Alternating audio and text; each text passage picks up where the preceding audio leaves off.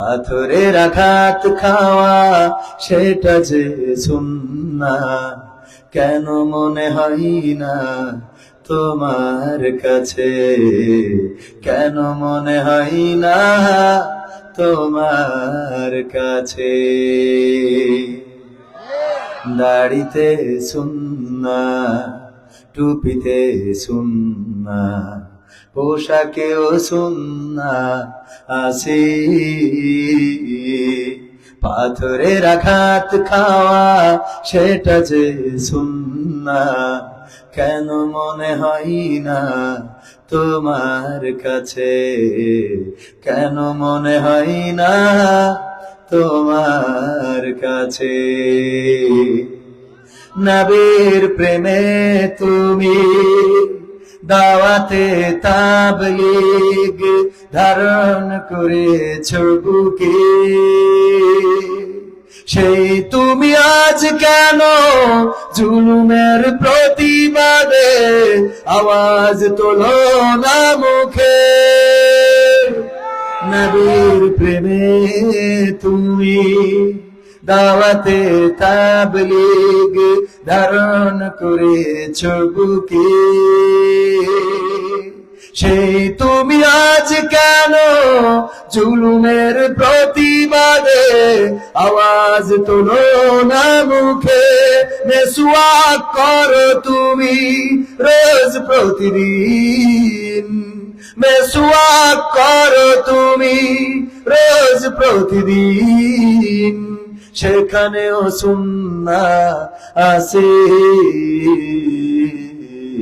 পাথরের আঘাত খাওয়া, মাঝে মাঝে জেলে যাওয়া সেটা যে সুন্নাহ, কেন মনে হয় না তোমার কাছে? কেন মনে হয় না তোমার কাছে? মিলাদুন নবীতে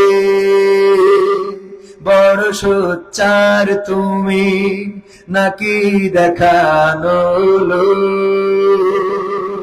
সেই তুমি জানলে না আমার রাসূল ছিলেন সফল রাষ্ট্রনায়ক। মিলাদুন নবীতে বড় সোচ্চার তুমি, নাকি দেখানো লোক? সেই তুমি জানলে না আমার রাসূল ছিলেন সফল রাষ্ট্রনায়ক। উহুদের ময়দানে দাঁত ভাঙা ঘটনা, উহুদের ময়দানে দাঁত ভাঙা ঘটনা তোমার কিতাবে কি আছে? পাথরের আঘাত খাওয়া, মাঝে মাঝে রিমান্ডে যাওয়া সেটা যে সুন্নাহ, কেন মনে হয় না তোমার কাছে?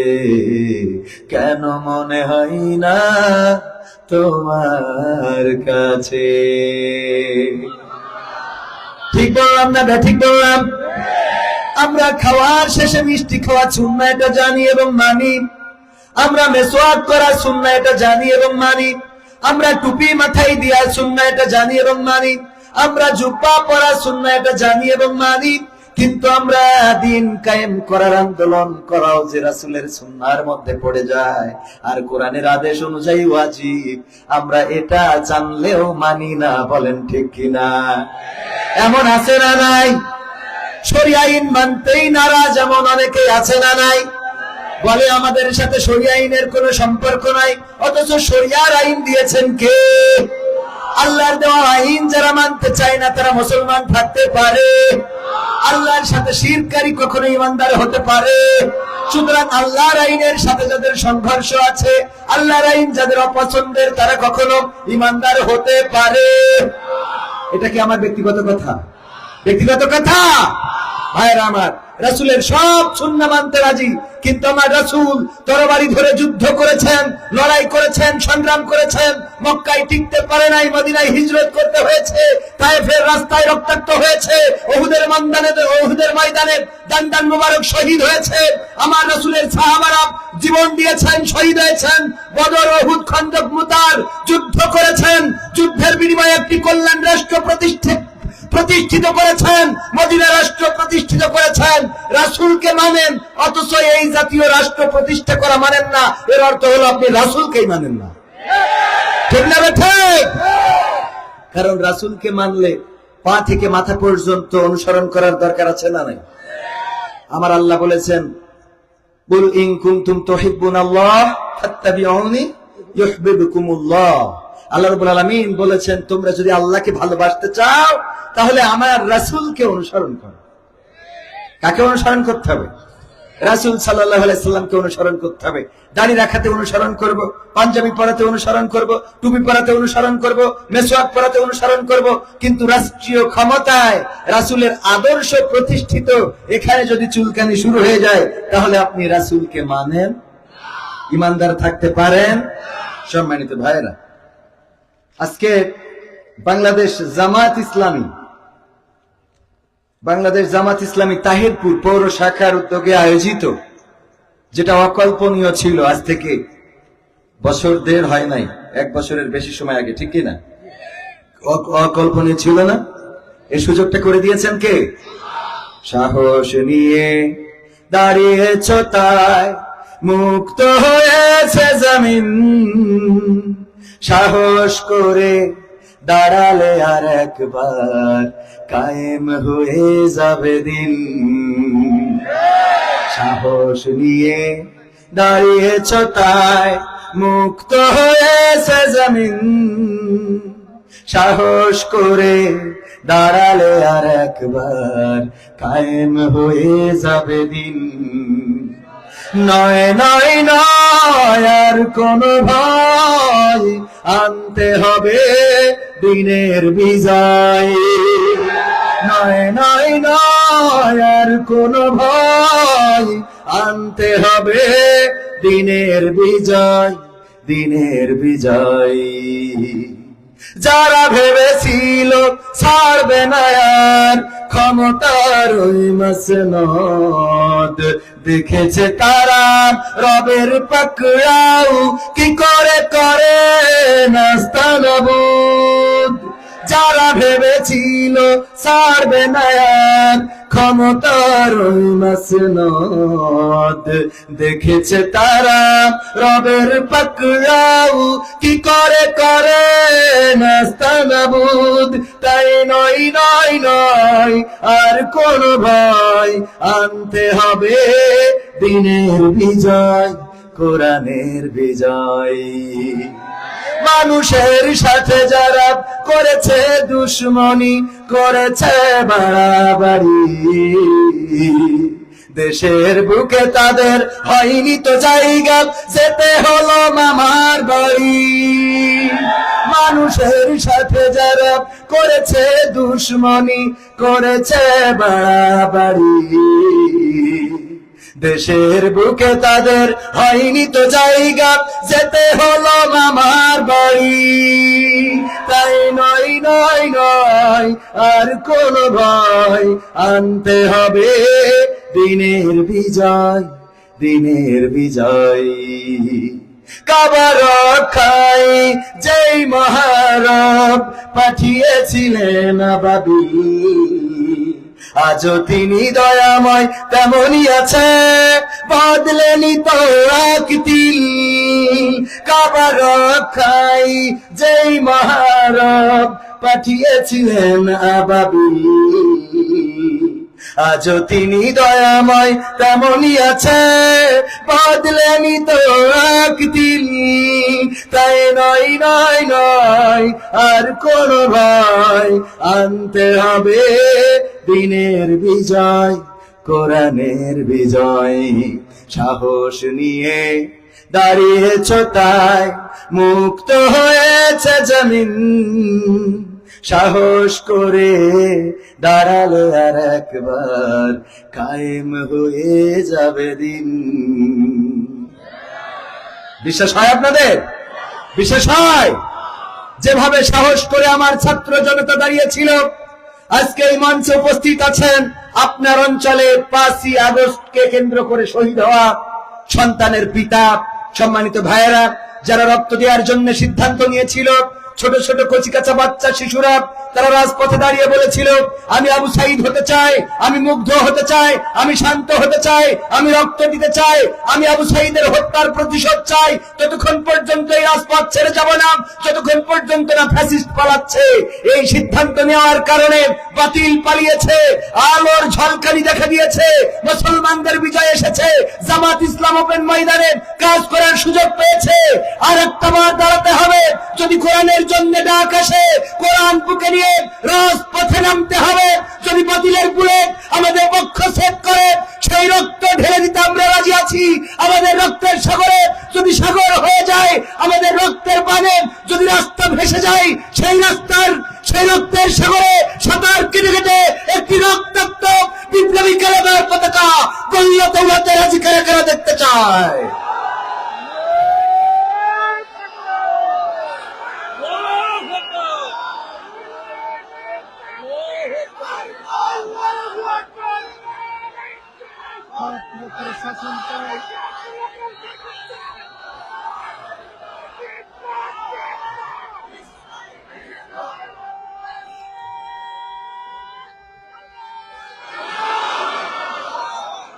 সংগ্রামী তৌহিদি জনতা বিজয় হাতছানি দিয়ে ডাকছে। 5ই আগস্টে আমাদের বিজয় আসে নাই, আমরা বিজয়ের রাস্তা খুঁজে পেয়েছিলাম। 5ই আগস্ট দেখিয়ে গিয়েছে বিজয় কিভাবে আনতে হয়।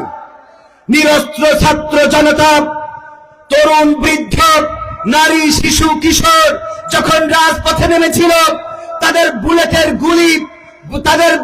গুলি তাদের দিকেই ফিরে গিয়েছে।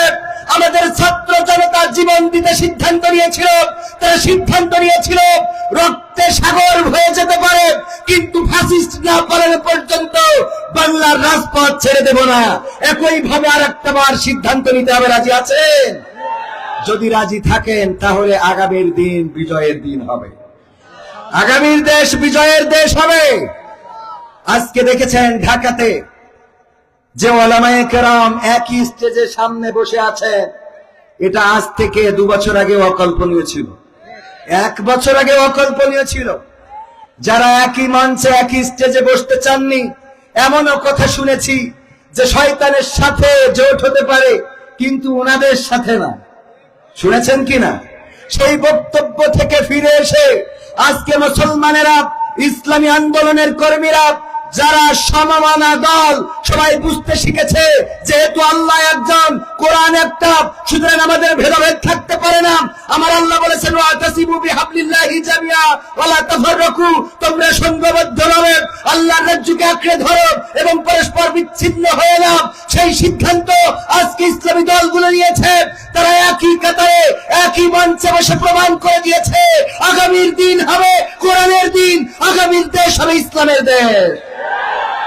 এবং পাবলিকেরাও, জনগণ এখন বলা শুরু করেছে, সব দলেরই দেখা হলো, সব দলেরই দেখা হলো, কেমন করে চালায় দেশ, আগামীতে সাইজে দেখতে দাড়ি টুপির বাংলাদেশ। বলে না? বলেন, শোনেন কিনা? এখন সবাই এটা বলে, সব দলেরই দেখা হলো, সব দলেরই দেখা হলো, কেমন করে চালায় দেশ, আগামীতে চাই যে দেখতে দাড়ি টুপির বাংলাদেশ, আগামীতে চাই যে দেখতে আল কোরআনের বাংলাদেশ। এমন নেতা চাই যে দেশে দুঃখ সবার বোঝে, গরিব দুঃখীর বাড়ি বাড়ি দুঃখ কষ্ট খোঁজে রে, দুঃখ কষ্ট খোঁজে। এমন নেতা চাই যে দেশে দুঃখ সবার বোঝে, গরিব দুঃখীর বাড়ি বাড়ি দুঃখ কষ্ট খোঁজে রে, দুঃখ কষ্ট খোঁজে।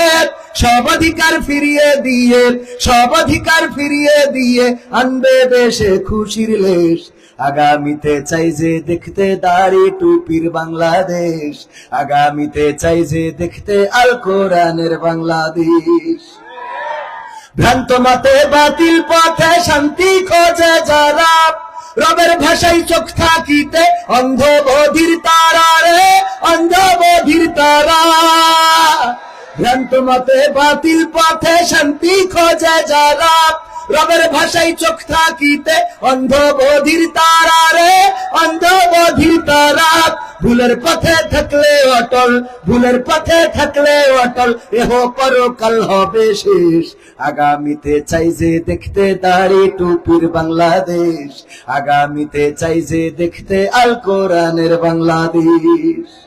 দুর্নীতি আর চাঁদাবাজি ভাই চলবে না এই দেশে, রুখে দিতে হবে তাদের আসলে ফ্যাসিস্ট বেশে রে, আসলে ফ্যাসিস্ট বেশে। দুর্নীতি আর চাঁদাবাজি ভাই চলবে না এই দেশে, রুখে দিতে হবে তাদের আসলে ফ্যাসিস্ট বেশে রে, আসলে ফ্যাসিস্ট বেশে। চললে আইন আল কোরআনের, চললে আইন আল কোরআনের, তবেই দেশটা চলবে বেশ। আগামীতে চাই যে দেখতে দাড়ি টুপির বাংলাদেশ, আগামীতে চাই যে দেখতে আল কোরআনের বাংলাদেশ। সব দলেরই দেখা হলো, সব দলেরই দেখা হলো, কেমন করে চালাই দেশ। আগামীতে চাই যে দেখতে দাড়ি টুপির বাংলাদেশ, আগামীতে চাই যে দেখতে আল কোরআনের বাংলাদেশ। এই কথা জনমুখে শুনে সঙ্গীত লিখেছি, মানুষের মুখে।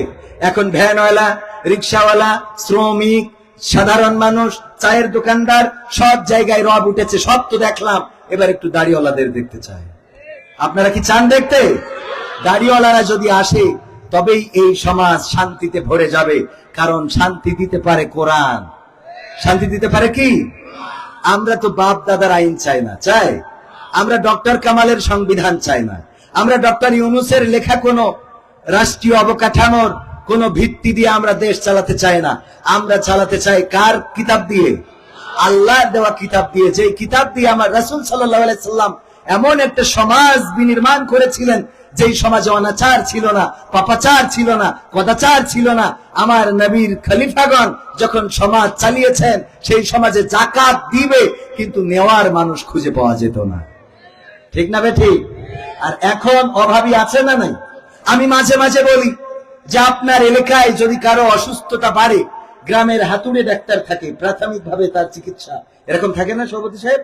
তো এই ডাক্তার যদি দেখেন যে না, অবস্থা একটু জটিল, ক্রিটিক্যাল, তাহলে উনি বলেন যে আমার দিয়ে হবে না, এটা তাহিরপুরে নিয়ে যাও। তাহিরপুরের ডাক্তার যদি দেখেন আরো একটু অবস্থা খারাপ, তাইলে উনি চিকিৎসা না করে বলে যে এটা বাগমারায় নিয়ে যাও অথবা রাজশাহী নিয়ে যাও। রাজশাহী ডাক্তার যদি 2-3 দিন চিকিৎসা দিয়ে দেখে ওর রোগ কমছে না, তাহলে উনি বলেন এটা ঢাকায় নিয়ে যান, ঢাকা মেডিকেল কলেজে দেখান। ঢাকায় নিয়ে যাওয়ার পরে ঢাকার ডাক্তাররাও যদি চিকিৎসা করে ভালো করতে না পারে, পরিবারকে ডেকে বলে দেখেন আমাদের দেশে এত অত্যাধুনিক যেহেতু চিকিৎসা ব্যবস্থা নাই, চাইলে আপনারা একটু দেশের বাইরে নিতে পারেন, যদি পারেন সিঙ্গাপুর, মাউন্ট এলিজাবেথে নিয়ে যান। এভাবে ডাক্তাররা বলে না, বলে না? স্বাধীনতার পর থেকে 54 বছর হয়ে গেল, কত ডাক্তারই তো এই দেশ চিকিৎসা করলো, বিভিন্ন আইন দিয়ে চিকিৎসা করেছে, বিভিন্ন লোকের লেখা সংবিধান দিয়ে, 72-এর সংবিধান, 73-এর, 75-এর সংবিধান। কিন্তু শান্তি যেহেতু আসে নাই, একের পর এক দল চেঞ্জ হয়েছে। বঙ্গবন্ধু শেখ মুজিবুর রহমান, শহীদ প্রেসিডেন্ট জিয়াউর রহমান, বেগম খালেদা জিয়া, এরশাদ, শেখ হাসিনা, এরপরে মাঝখানে তো মঈনুদ্দিন, ফখরুদ্দিন, ইয়াজউদ্দিন, আর এখন ডক্টর ইউনূস। শান্তি কি কেউ দিতে পেরেছে? সুতরাং এই ডক্টর এবং ডাক্তাররা একটুখানি বলেন যে যেহেতু আমাদের দিয়ে হচ্ছে না, আমরা রেফার করতেছি, আমাদের আর এই আইন কানুন বা প্রেসক্রিপশন দিয়ে হবে না, এখন আল্লাহর প্রেসক্রিপশন দিয়ে দেখেন কাজ হয় কিনা। এটা একটু বলার দরকার আছে না নাই? আমি বলি উনাদের তো এটা বলা উচিত যে স্বাধীনতার 54 বছর পার হয়ে গেল, আমাদের প্রেসক্রিপশনে যেহেতু পারি নাই, এখন একটু আল্লাহর প্রেসক্রিপশন চালাই দেখেন, বলা উচিত না? এটা বললে এই সমাজে শান্তি আসবে। কারণ কোরআন এসেছে মানুষের অধিকার ফিরিয়ে দেওয়ার জন্য। কিসের জন্য? অধিকার ফিরিয়ে দেওয়ার জন্য। হিন্দু, বৌদ্ধ, খ্রিস্টান, মুসলমান, অনেকেই, ওই যে আমার ভাইয়ের আগেই বলেছেন, অনেকেই মনে করেন ইসলাম যদি ক্ষমতায় যায়, বেপরদা নারীরা চিন্তা করে আমাদের মনে হয় বোরখা পরা ছাড়া রাস্তায় চলে যাবে না। আবার হিন্দুরা মনে করে আমাদেরও মনে হয় মসজিদে যে নামাজ পড়া লাগবে, এরকম। এটা নয়। ইসলাম যদি ক্ষমতায় আসে, রাষ্ট্র যদি ইসলামী অবকাঠামো দিয়ে চলে, তাইলে কোন পোশাকটা কল্যাণ করে এটা নারীরা অটোমেটিক বুঝে। কথা কয় না? একবার আমার উস্তাদের কাছে একটা ঘটনা শুনেছিলাম। এক হিন্দু রোজার মাস সন্তান নিয়ে বাজারে গিয়েছেন।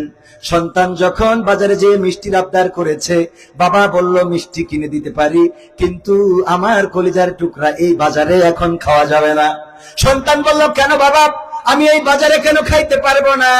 ওই হিন্দু জবাব দিয়েছিল, ওগো আমার সন্তান, এখন মুসলমানদের রমাদানের মাস চলে, রোজার মাস, মুসলমানেরা রোজা রেখেছে, তাদের সামনে এমন করে আহার করা এটা সৌন্দর্যপূর্ণ না, বরং তুমি এটা কিনে দিলাম, বাড়িতে যেয়ে খাবা, মুসলমানরা রোজা রেখেছে, তাদের সামনে খাওয়া যাবে।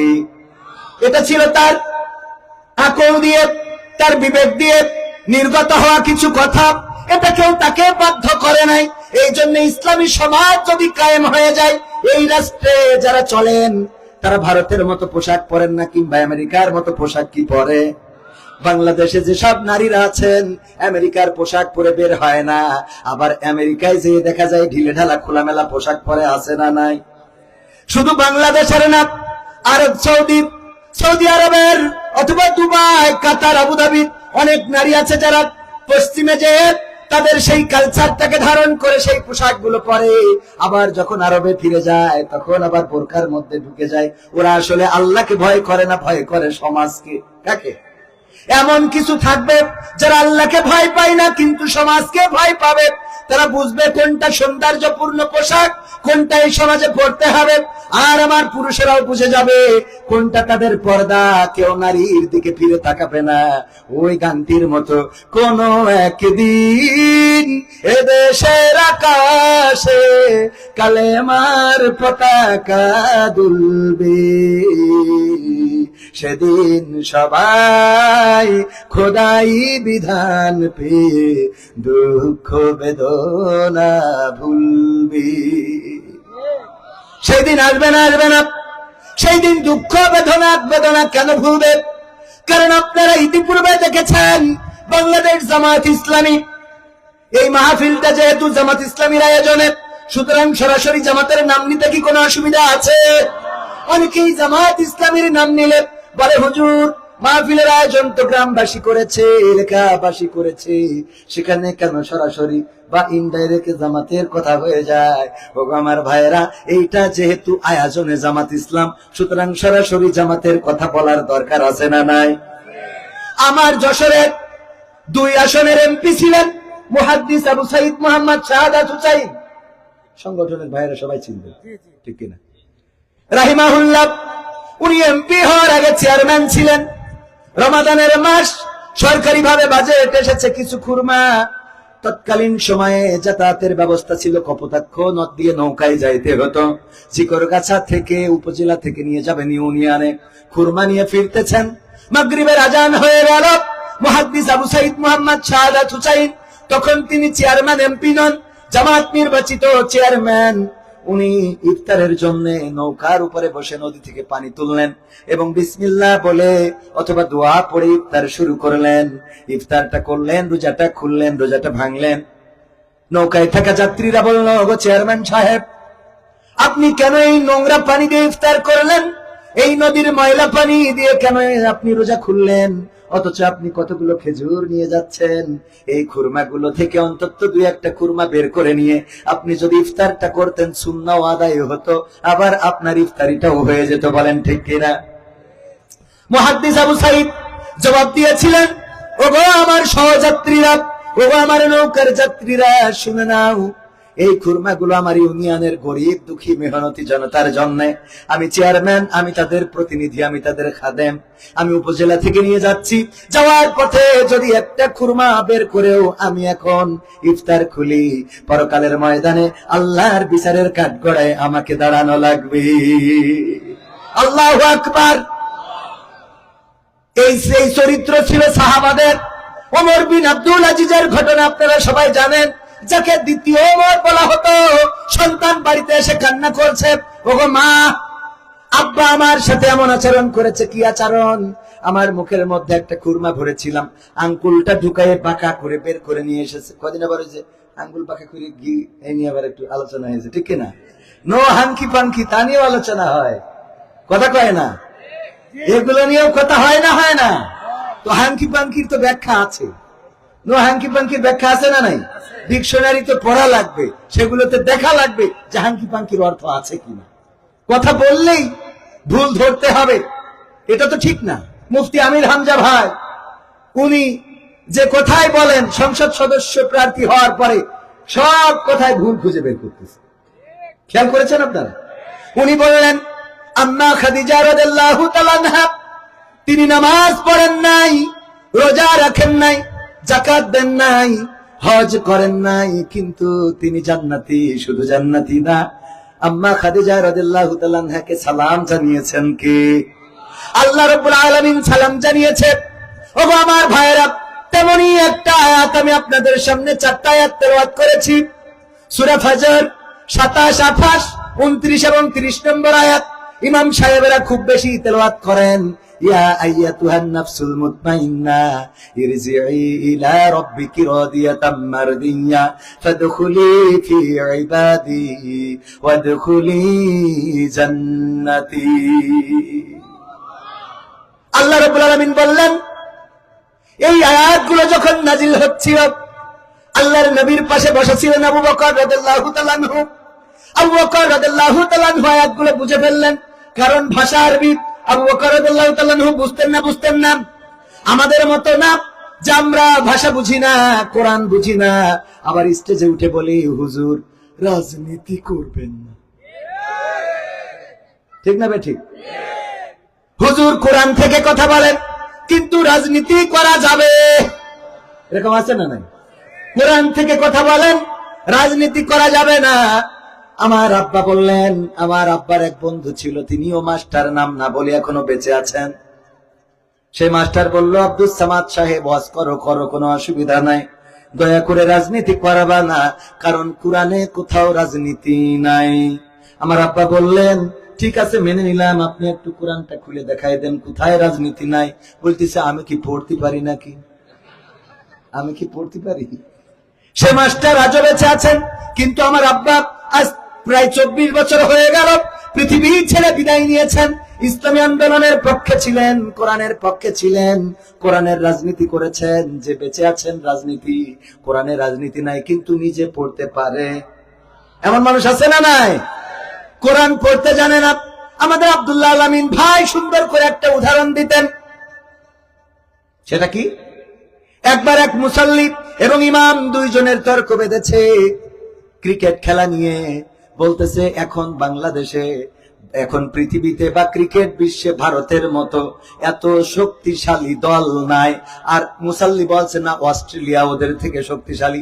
ইমাম কয়, না ভারত, না ইন্ডিয়া, তারপরে অস্ট্রেলিয়া, না ভারত না অস্ট্রেলিয়া। দুইজনের তর্ক, এর মধ্যে আজান শুরু হয়ে গেছে, মসজিদে মাগরিবের আজান। ইমাম বলল, ওগো মুসাল্লি, তোমার সাথে আর ভারত অস্ট্রেলিয়া নিয়ে আর বাড়াবাড়ি করতে চাই না, চলো এখন মসজিদে যাই, নামাজ আদায় করব। মসজিদে যে ইমাম যখন নামাজের মধ্যে তেলাওয়াত করেছেন, ওয়া কানা মিনাল কাফিরিন, ইমাম সাহেব ছিল একটু খুড়া, আর যে মুসাল্লির সাথে তর্ক করেছে উনি ছিলেন একটু কানা। উনি কি ছিল? কানা। ইমাম ছিল খোড়া, উনি ছিলেন কানা। যখন ইমাম তেলাওয়াত করেছে ওয়া কানা মিনাল কাফিরিন, কানা মনে করতেছে হুজুর ক্রিকেট খেলা নিয়ে দ্বন্দ্ব বেঁধেছে, নামাজ দিয়ে আমার কাফের বানাইলো, নামাজ দিয়ে আমার। হুজুর আপনি আমাদের ইমাম সাহেব, আপনার এত যত্ন করে আমরা খাওয়াই, এত আদর যত্ন করি, সামান্য ক্রিকেট নিয়ে তর্ক করলাম, আর আপনি আমাকে বললেন ওয়া কানা মিনাল কাফিরিন। হুজুর এটা তো মানতে পারলাম না, তারপরেও আজকে বলেছেন চুপ থাকলাম। আগামী কোনদিন যদি বলেন তাইলে আমি কিন্তু চুপ থাকবো না। মনে মনে সিদ্ধান্ত নিয়ে বসে আছেন। এবার যেদিন ইমাম নামাজের মধ্যে তেলাওয়াত করেছে ওয়া কানা মিনাল কাফিরিন, কানা বলছে, হুজুর আর সহ্য হলো না, এক ক্রিকেট খেলা নিয়ে আপনি আমার কয়বার কাফের বানাবেন? আপনি আমারে নামাজ দিয়ে কাফের বানান, আপনি মনে করেছেন আপনি ইমাম, আপনার বলার ক্ষমতা আছে। আমি মুসাল্লি, আল্লাহ আমার মুক্তাদি হিসাবেও কিছু পাওয়ার দিয়েছেন, লুকমা দেওয়ার ক্ষমতা আছে না নাই? আজকে আমি লুকমা দিয়ে বলছি আল্লাহু আকবার ওয়া কুনা মিনাল ফাসিকিন। তাহলে কি কোরআন বুঝলো? কথা কয় না, কোরআন কি বুঝেছে? এমন মানুষ আছে না নাই? স্টেজে বসে থাকে, বলে হুজুর কোরআন থেকে কথা বলেন, আপত্তি নাই, কিন্তু রাজনীতির কথা বলবেন না। আমি বলি গোটা কোরআনে সূরা ফাতিহা থেকে শুরু হয়েছে সূরা নাস পর্যন্ত, প্রতিটা আয়াতে, প্রতিটা লাইনে, প্রতিটা পৃষ্ঠায় আল্লাহ রাব্বুল আলামিন তার সার্বভৌমত্বের কথা বলেছেন। আর আল্লাহর সার্বভৌমত্বটাই হলো রাজনীতি। আইন চলবে কার? আমরা তো মানুষের কোন আইন চালাতে চাই না, আমরা কার্ল মার্কসের আইন চালাতে চাই না, আমরা পশ্চিমাদের আইন চালাতে চাই না, আমরা দাদা বাবুদের আইন চালাতে চাই না, আমরা ডক্টর কামালের আইন চালাতে চাই না। অনেকেই বলে আমাদের ইসলাম নাকি মওদুদির ইসলাম, অথচ আমরা মওদুদির আইন চালাতে চাই। আমরা কার আইন চালাতে চাই? আল্লাহর আইন চালাতে চাই। আপনি যদি আল্লাহর বান্দা হন, তাইলে আমাদের সাথে আপনাদের দ্বন্দ্বটা কোথায়? বরং আপনারা যদি আল্লাহর আইন বাস্তবায়নের জন্য সংগ্রাম করেন, তাইলে আমাদের দাড়িপাল্লা ফেলে দিয়ে আপনাদের মার্কা নিয়ে মিছিল করতে আপত্তি কি আছে? কথা কেন আছে?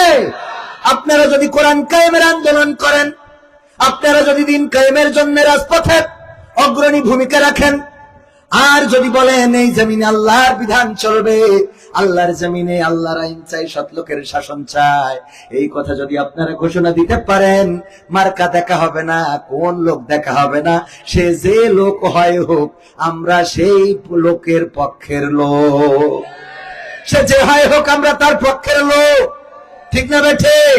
কিন্তু যদি আপনি সেটা না চান, তাইলে আপাত দৃষ্টিতে আপনাদের এখানে আছেন কে?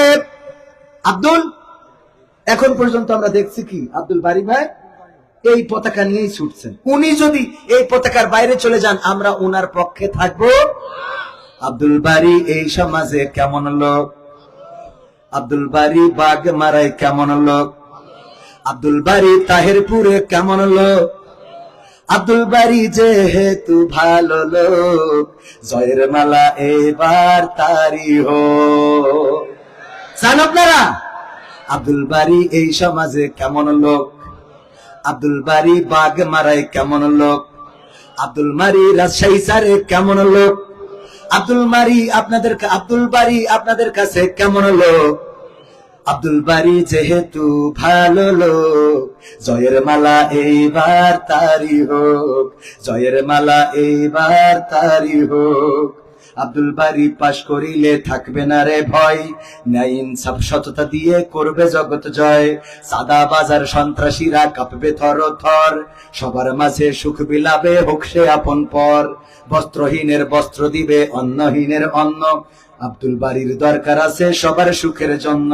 খোদার আইন এই সমাজে দেখতে যদি হয়, আব্দুল বারীর এই সমাজে আব্দুল বারী ছাড়া বিকল্প কেউ নয়।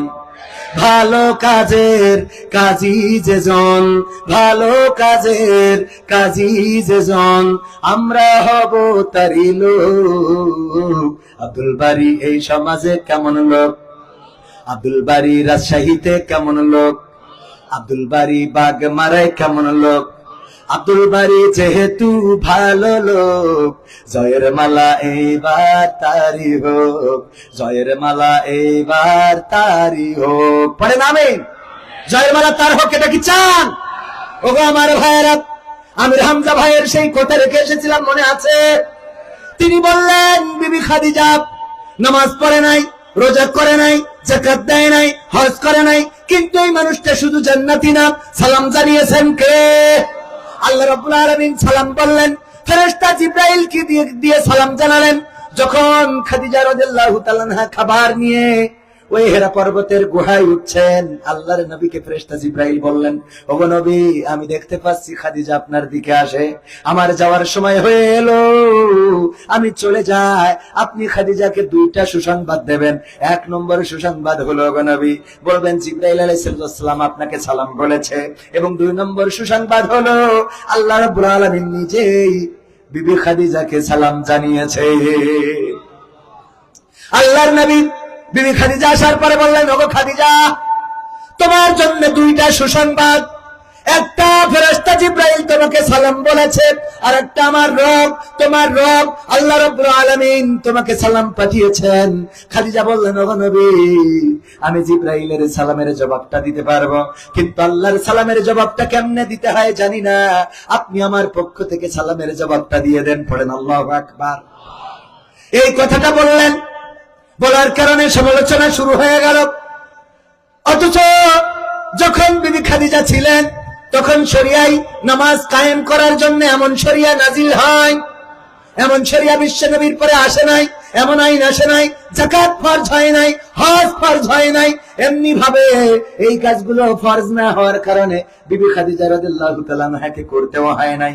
কথাটা তো ঠিক, কিন্তু অন্যভাবে উপস্থাপন করে আমার জনাব আমির হামজা মুফতি আমির হামজা ভাইকে এমন ভাবে উপস্থাপন করা হয়েছে উনি যেন সাহাবীর দুশমন, উনি যেন বিবি খাদিজার দুশমন। বলেন নাউজুবিল্লাহ।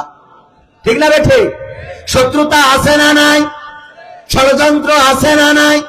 কিন্তু আমাদের কথা হলো, কোরআনের পক্ষে থাকবে ওরা যতক্ষণ, আমরা তাদের পক্ষেও থাকবো তত। ঠিক না বেঠে? কোরআনের সাথে যারা করবে দ্বন্দ্ব, তাদের সাথে কবু হবে না আপোষ। হবে? কোরআনের সাথে যারা করবে দ্বন্দ্ব, তাদের সাথে কবু হবে না আপোষ।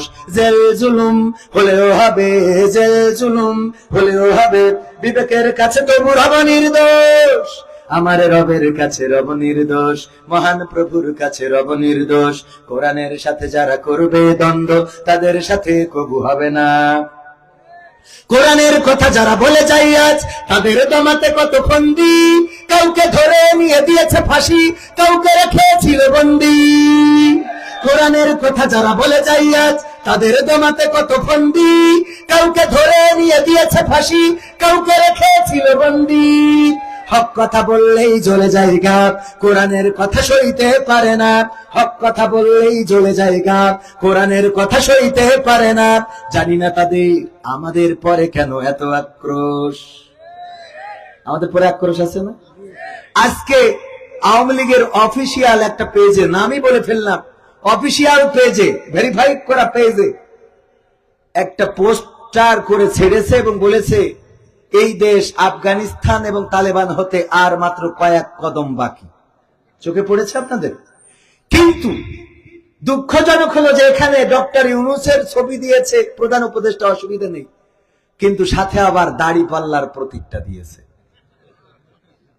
প্রতীকটা এদেশে আরো আছে, এই পোস্টারে দাড়ি পাল্লার প্রতীক কেন দিতে হলো? জামাতের কেউ আফগানিস্তানে গিয়েছেন? হেফাজতে ইসলামের আল্লামা মামুনুল হক কয়দিন আগে আফগানিস্তানে গিয়েছিলেন। খেলাফত মজলিসের সম্মানিত আমির, ঠিক বলছি তো? গিয়েছিল জানেন কিনা? তালেবানদের কাছ থেকে পাগড়ি পরে এসেছে। তো সেই সুবাদে যদি তালেবান করতে চায় তাইলে হেফাজত অথবা খেলাফত, যেহেতু আফগানিস্তানে গিয়েছেন, তো জামাতের কেউ যেহেতু চাই নাই, দাড়িপাল্লা কেন ওই পোস্টারে দিতে হলো? কথা কয় না? হ্যাঁ, মানে যত দোষ, কথা কয় না, যত দোষ মানে চলে গেছে, তাও এখনো আমাদের বিরুদ্ধে ষড়যন্ত্র থেমে যায় নাই। অবস্থাটা এমন, ওই যে বর্ডার দিয়ে মিস্টার বল্টু বাইসাইকেল করে বালু নিয়ে যাচ্ছে।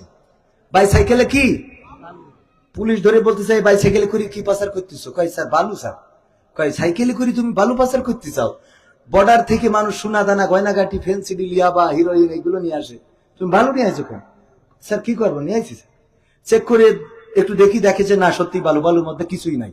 কয় ঠিক আছে ছেড়ে দিলাম। দ্বিতীয় আর একদিন আসতেছে, স্যার এতে এই ধরেছে, এতে কি? স্যার বালু। স্যার সত্যিই বালু। আরে বর্ডার দিয়ে কেউ সাইকেলে করে বালু পাচার করে? স্যার বালুই তো নিয়ে যাচ্ছি। স্যার চেক করেন আপনি। চেক করে দেখেন না সত্যি বালু, পুরা বালু ঢেলে আবার ভরে দিয়ে দিয়েছে, যাও। তৃতীয় দিন আবার আসতেছে, বাইসাইকেলে করে কি নিয়ে আসছে? বালুর বস্তা। এই বালুর মধ্যে নিশ্চয়ই কিছু আছে। না স্যার কিছু নাই স্যার, এটা ঢাকায় পাঠাবো, ল্যাব দিয়ে চেক করবো। চেক করে দেখে না সত্যিই বালু। তাহেরপুর আপনাদের বাজারে দেখা হয়েছে। দেখা হওয়ার পরে বলতেছে, তোর ওই ল্যাবের পরীক্ষা তো আইসে মিস্টার বল্টু, ও তো আসলে সত্যিই বালু, কোনো নাশকতা নেই, কিছু নেই। তা তুই সাইকেলে করে খালি বালু পাচার করিস কে ভারত থেকে? বলতেছে স্যার আপনি জিজ্ঞেস করলেন আনঅফিসিয়াল ভাবে, এখন আনঅফিসিয়াল ভাবে কি একটা কথা বলবো? বলছে বল। বলছে আনঅফিসিয়াল ভাবেই বলি স্যার, আমি আসলে সাইকেলে করি বালু পাচার করি না, আমি মূলত ওই সাইকেলটা পাচার করি। মূলত পাচার করে কি আর পরিপরি চেক করে কি? আমাদের অবস্থা সেইটা। আগেও যা কিছু হয়েছে এক বাক্যে বলে দিয়েছে জামাত শিবিরের কাজ, ঠিক না ঠিক? এখনো চলে গেছে, পোস্টার বানাইছে, সেই পোস্টারে ডক্টর ইউনূস, মা আসিফ নজরুল, তারপরে এই যে আসিফ মাহমুদ, হ্যাঁ এখন হাঁস খাইতে যায়। আগে বাটন ফোন চালাইতে, এখন 2টা করে বড় ফোন থাকে হাতে, কথা কয় না। যারাই যাই কনে বৃন্দাবনে উড়াই হয় কি কি হয়ে যায় না, রাবণ নাকি এরকম কি হয় কোন জায়গায় যে। তো যারাই চেয়ারে বসে ওরাই দেখি এখন সকালে উনার আর পান্তা ভাত ভাল লাগে না, ওই হোটেলের ডাল ভাল লাগে না, যদি গাড়ি না পাই হাঁটতে হাঁটতেছি হাঁসের গোস্ত খেয়ে আসে। আরে বাবা তোমার বাপের টাকা, কথা কয় না। এইগুলো সরিয়ে ইসলামী শক্তিকে ক্ষমতায় বসানো দরকার। এই জন্য কারণ আমাদের মুহতারাম আমির ঘোষণা দিয়েছেন, আমাদের সরকার, আমাদের এমপি মন্ত্রীরা যদি সরকার গঠন করে, আমাদের দল যদি রাষ্ট্র ক্ষমতায় আসে, আমরা ট্যাক্স বিহীন গাড়িটাও চালাবো না। সম্পদ কমবে ছাড়া বাড়বে না, সম্পদ কমবে ছাড়া বাড়বে না। এটাই ছিল রাসূলের আদর্শ। আল্লাহ রাসূল সাল্লাল্লাহু আলাইহি সাল্লাম যখন খাদিজা রাদিয়াল্লাহু তাআলা আনহাকে বিবাহ করলেন, মক্কাবাসী বলল দেখো খাদিজা এত ধনী, এত কোটিপতি, এত টাকার মালিক, এত ব্যবসা বাণিজ্য তার কোথায় নাই, সব জায়গায় সম্পদ, অথচ সেই মানুষটা তার আন্ডারে চাকরি নিয়েছিল এমন মোহাম্মদ, এতিম মোহাম্মদকে বিয়ে করলো, এটা কি তার সাথে সামঞ্জস্যতা থাকলো নাকি? এই কথা শোনার পরে খাদিজা রাদিয়াল্লাহু তাআলা আনহা ডাক দিলেন, মক্কাবাসীদেরকে দাওয়াত করলেন, অনেক বড় অনুষ্ঠান করে সবাইকে দাওয়াত খাওয়ালেন এবং স্টাম্প লিখলেন। সেই স্টাম্পে লিখলেন আমার যত সম্পদ আছে সব সম্পদের মালিক আমি আমার স্বামী মুহাম্মদ বিন আব্দুল্লাহকে করে দিলাম। এই কথা লিখে যখন স্বাক্ষর করেছে, মক্কাবাসীকে বলল গো মক্কাবাসী, সবাইকে তো দাওয়াত করেছি, এই যে দেখো স্টাম্প করেছি, দলিল করেছি, আমার সমস্ত সম্পদ আমি মুহাম্মদকে লিখে দিয়েছি, এখন তোমরা সাক্ষী থেকে যাও। তোমাদের সামনে আমি বলতেছি যেহেতু সব লিখে দিয়া শেষ, এখন আমি নিঃস্ব অসহায়, আমি একটু মুহাম্মাদের কদমের কাছে আশ্রয় চাই, তিনি যদি দয়া করে আমাকে তার কদমের কাছে আশ্রয় দেয়, তাইলে আমি তার স্ত্রী হিসেবে বাকি জীবনটা পার করে দিতে চাই। আল্লাহর নবী এই সম্পদ পাওয়ার পরে আল্লাহর নবী ব্যবসা করে আরো কোটি কোটি টাকা অর্জন করেছেন, কথা কয় না। তা করেন নাই, বরং মক্কায় যখন দুর্ভিক্ষ এসেছে, যখন অসহায়ত্ব এসেছে, তখন ওই সম্পদগুলো 2 হাত দিয়ে বিলিয়েছেন, এতটাই বিলিয়েছেন। আম্মা আয়েশা রাদিয়াল্লাহু তাআলা আনহা বলেন, মাঝে মাঝে আমরা যখন বাড়িতে গোশত রান্না করতাম, নবী মুহাম্মদ সাল্লাল্লাহু আলাইহি সাল্লাম বলতেন বাটিতে একটু গোশত ভরে দাও, বাটিতে গোশত দিতাম। তারপরে মদিনার গলিতে গলিতে ঘুরতেন আর বলতেন খাদিজার কোনো সাথী বেঁচে আছো নাকি, যাকে একটু আপ্যায়ন করতে চায়। আমরা জিজ্ঞাসা করতাম ওগো নবী, খাদিজার বান্ধবীদের এখনো কেন আপনি খুঁজে ফেরেন? আল্লাহর নবী বলতো ওগো আয়েশা শুনে নাও, খাদিজার এত সম্পদ ছিল যে তিনি মক্কার ধনী ছিলেন, সেই সম্পদ আমার সাথে বিবাহ করার পরে সব লিখে দিলেন, আর আমি সেটা মানবতার কল্যাণে সব খরচ করেছি। খরচ করার পরে এমন দিন গিয়েছে, দিনের পরে দিন আমরা না খেয়ে থেকেছি, 3 দিন পর্যন্ত চুলা জ্বলে নাই, কিন্তু কোনদিন খাদিজা অভিযোগ করে নাই ওগো আমার স্বামী, ওগো নবী, আমি এত সম্পদ আপনার পায়ের কাছে দিয়েছিলাম, একটাও আপনি রাখেন নাই, সব দান করে দিয়েছেন, আজকে আমাদের না খেয়ে থাকা লাগে, এমন কোন অভিযোগ বিবি খাদিজা করে নাই। সম্পদ কমেছে না বেড়েছে? সম্পদ কমেছে। খুরমা বের করলেন আব্দুল আজিজ, ওমর বিন আব্দুল আজিজ, খুরমা বের করার পরে সন্তান যে আমার কাছে নালিশ করলো, গো মা, আমার পিতা আমার সাথে এমন আচরণ করেছে। বাড়িতে যখন ফিরলেন, স্ত্রী বলছে তোমার রাষ্ট্র ক্ষমতায় থাকার দরকার নেই, তুমি এমন আমির হয়ে লাভ কি, প্রেসিডেন্ট হয়ে লাভ কি, তুমি আমিরুল মুমিনিন হয়ে লাভ কি, সন্তান একটা খুরমা মুখে ভরেছে আর সেটা তুমি আঙুল পাকে করে বের করে নিয়ে এসেছো। এমন পিতা হওয়ার থেকে না হওয়া তো ভালো ছিল। সন্তান জন্ম দেওয়ার দরকারটা কি ছিল? ওমর বিন আব্দুল আজিজ উত্তর দিলেন, ওগো স্ত্রী, আমার সন্তান আজকে যে খুরমাটা মুখে ভরেছে ওই খুরমাটা আমার না, ওই খুরমাটা রাষ্ট্রীয় কোষাগারের সম্পদ। ওই খুরমাটা খাওয়ার ক্ষমতা আমার সন্তানেরও নাই, আমারও নাই। ওই একটা খুরমা যদি আমার সন্তান খেয়ে ফেলতো, বিচারের কাঠগড়ায় আমাকে দাঁড়িয়ে কৈফিয়ত দিতে হতো। সেই মানুষ তৈরি করে ইসলাম, সেই মানুষ তৈরি করে কোরআন, সেই মানুষ, সেই আদর্শের মানুষ তৈরি হয় নবীর সাহাবীদের আদর্শে আদর্শিত যারা, সেই আদর্শের মানুষ ছিলেন আবু সাইদ মোহাম্মদ শাহাদাত হুসাইন সহ আরো যারা নির্বাচিত হয়েছিলেন। 2টা মন্ত্রণালয় 3টা মন্ত্রণালয় চালিয়েছেন 2 জন মন্ত্রী। দূরবীন দিয়ে খোঁজ করে একটা দুর্নীতি প্রমাণ করতে কি পেরেছে? অনেক মামলা দিয়েছে, মিথ্যা মামলা, কিন্তু দুর্নীতির নামে মিথ্যা মামলাটাও দিতে সাহস করে নাই। ঠিক না বেঠে? দুর্নীতির নামে মিথ্যা মামলা দিতে পারে নাই। কত মামলা দিয়েছে আল্লামা দেলওয়ার হুসাইন ছাইনি, কলিজার টুকরা, কোরআনের পাখি, যার সুর আজ কণ্ঠে ভাসে। ওগো আমার ভাইয়েরা, এই মানুষটা 13টা বছর কারাগারে থাকলো, 2 বার সংসদ সদস্য নির্বাচিত হয়েছেন। তাকে মামলা দিয়েছে মানবতা বিরোধী, তাকে মামলা দিয়েছে লুণ্ঠনকারী, তাকে মামলা দিয়েছে ধর্ষণকারী, তাকে মামলা দিয়েছে নানান ভাবে নানান কিছু। কিন্তু সংসদীয় আসনের সংসদ সদস্য একটা দুর্নীতির মামলা দেওয়ার মতো ক্ষমতা তাদের সেই সময়ও হয় নাই। এমন মানুষকে রাষ্ট্র ক্ষমতায় আনার দরকার আছে না নাই? এই মানুষটা যদি বিএনপি তৈরি করে তাইলে আমরা সেই বিএনপির পক্ষের লোক। এই মানুষটা যদি আওয়ামী লীগ তৈরি করে আমরা আওয়ামী লীগের পক্ষের লোক। এই মানুষটা যদি জাসদ বাসদ হেফাজত তারা তৈরি করে আমরা তাদের পক্ষের লোক। আর এই মানুষের বিপক্ষে যদি দাঁড়িয়ে যায় জামাত ইসলাম, তাইলে সেই জামাতের বিরুদ্ধে স্লোগান দেওয়া লোক আমরা। ঠিক না বেঠে? ভাইরা আমার, অল্প সময় আর বাকি আছে, আর কয়েকটা মিনিট আপনাদের কাছ থেকে চেয়ে নেব। যে আয়াতে কারিমা তেলাওয়াত করেছি সূরা ফাজর 27, 28, 29, 30 আয়াতটা প্রায় সবার মুখস্থ যখন নাজিল হচ্ছিল, তখন আবু বকর রাদিয়াল্লাহু তাআলা আনহু বললেন, ওগো নবী, এত সুন্দর কথা আল্লাহ বলেছেন, এত চমৎকার কথা, এই কথাগুলো কার জন্য বললেন, কিসের জন্য বললেন? কথাগুলো কি? আল্লাহ ডাক দিয়ে বলছেন, হে প্রশান্ত আত্মা, তুমি ফিরে আসো তোমার রবের দিকে। কার দিকে? কার দিকে? রবের দিকে ফিরে আসো প্রশান্ত চিত্তে, রবের দিকে ফিরে আসো সন্তুষ্ট চিত্তে এবং সন্তোষ ভাজন হয়ে।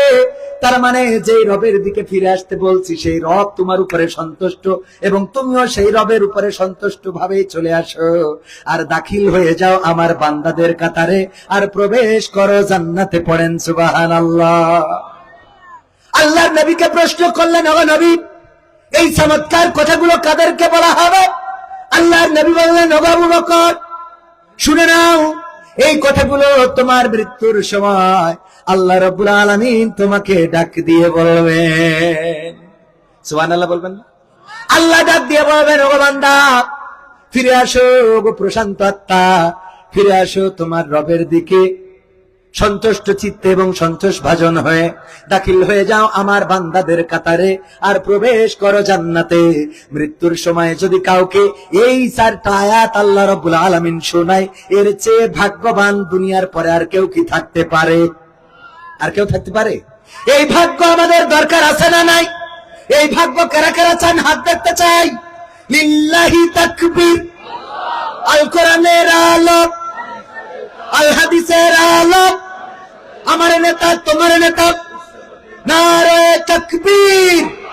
ওগো আমার ভাইয়েরা, মৃত্যুর সময় আল্লাহ ডাক দিবেন, এর চেয়ে বড় শান্তির আর কি হতে পারে? এর চেয়ে বড় ভাগ্যের আর কি হতে পারে? যখন দল করে, দল করার পরে প্রতীক নিয়ে লড়াই আছে না নাই? নমিনেশন পাবো কি পাবো না লড়াই আছে না নাই? হঠাৎ করে যদি ঢাকায় ডেকে নেয় আর যদি বলে তুমি ঢাকায় এসো আনন্দের সাথে, আমি তোমার পরে সন্তুষ্ট, তুমিও সন্তুষ্ট থাকবা, সেই কাজটা করা হচ্ছে। এই কথা যদি বলেন তো দেখি, একজন প্রার্থী ঢাকায় যাবে, ওর মানে সকাল হইতেই চাইবে না, খালি মনে করবে কখন আজান দেবে, কখন আজান দেবে, পারলি মুয়াজ্জিনের ডেকে মসজিদে পাঠাই দেয়। ঠিক না বে ঠিক? কারণ বলিছে যে তুমি কালকে আসবা ঢাকায়, আমি তোমার উপরে সন্তুষ্ট, আর তুমিও খুশি মনে এসো। হ্যাঁ, এবং তোমার আমি সেই লোকদের কাতারে দাঁড় করাবো যেই লোকেরা ইতিপূর্বে লাগা। হ্যাঁ, এরকম একটা খবর যদি পাওয়া যায়, তাইলে এই মানুষটা সকাল খালি মনে হবে কখন আজান দেবে, মুয়াজ্জিন উঠছে না কেন। ঠিক না বে ঠিক? কথা কয় না। শুধু কি ওই দলের না, অন্য দলে এমন আছে, অন্য দলেও আছে, শুধুমাত্র একটা দলেই নয়। নমিনেশন পাওয়ার জন্য বিভিন্ন দল থেকে আকাঙ্ক্ষা থাকে, এমনকি আমাদেরও মাঝে মাঝে এরকম আকাঙ্ক্ষা গ্রাস করতেও পারে না করেও। আল্লাহ হেদায়েত নসিব করুন, পড়েন আমিন। আল্লাহ রাব্বুল আলামিন হেদায়েতের মালিক, এমন আকাঙ্ক্ষা রাখা যাবে না, বরং আমাদের দলের নেতৃত্বের এমন নিয়ম, যদি কেউ নির্বাচিত হয় তাইলে তার চোখের জলে দাড়িগুলো ভিজে টপ টপ করে পড়ে। বলেন ঠিক কিনা? ওমর রাদিয়াল্লাহু তাআলা আনহু খলিফা নির্বাচিত হলেন। আবু বকর রাদিয়াল্লাহু তাআলা আনহু 2 বছর 2 মাস রাষ্ট্র শাসন করার পরে বুঝতে পারলেন আমার যাওয়ার সময় হয়ে এসেছে, আমার নবী চলে গিয়েছেন, আমারও যেতে হবে। উনি বুঝে ফেললেন আমার যাওয়ার সময় হয়ে গেছে।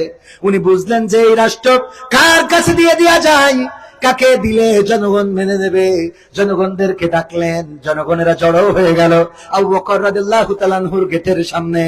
আবু বকর রাদিয়াল্লাহু তাআলা আনহু বললেন, ওগো মদিনাবাসী, আল্লাহর আমানত এতদিন আমার উপরে ছিল। বিশ্বনবী ইন্তেকালের পরে 2 বছর 2 মাস আমি রাষ্ট্র চালালাম, এখন আমার যাওয়ার সময় হয়ে এসেছে। আমি মনে করি আমার পরে ওমর রাদিয়াল্লাহু তাআলা আনহু এই রাষ্ট্রের সবচেয়ে সর্বোত্তম ব্যক্তি, বা তিনি সক্ষম ব্যক্তি যিনি এই রাষ্ট্রের নেতৃত্ব দিতে পারবেন। সাহাবীরা সবাই দাঁড়ানো, মুহাজির সাহাবী, আনসার সাহাবী, সব 2 দলের সাহাবী সবাই এক বাক্যে মেনে নিলেন, যোগ্য নেতা, যোগ্য নেতৃত্ব আপনি বাছাই করেছেন, আমরা তার হাতে বায়াত নিতে কোনো আপত্তি নাই।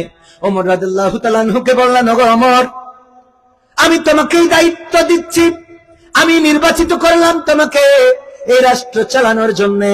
ওমর রাদিয়াল্লাহু তাআলা আনহু দায়িত্বটা মাথার উপরে নিয়ে নিলেন, কাঁধের উপরে নিয়ে ভাষণ দিলেন।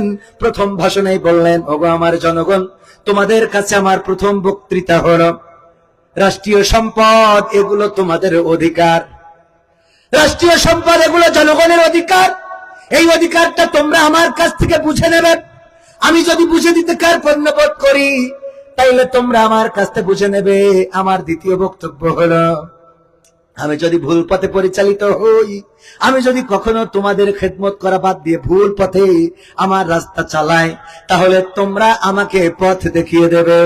ওমর রাদিয়াল্লাহু তাআলা আনহুর ওই সামনে থেকে যত জনগণ ছিল তাদের মধ্য থেকে একজন নাঙ্গা তরবারি উঁচু করে বলল, ওগো ওমর, সিদ্ধান্ত নিলাম আপনি যদি ভুল পথে চলে যান, এই তরবারি দিয়ে আপনার পথটা দেখিয়ে দেব।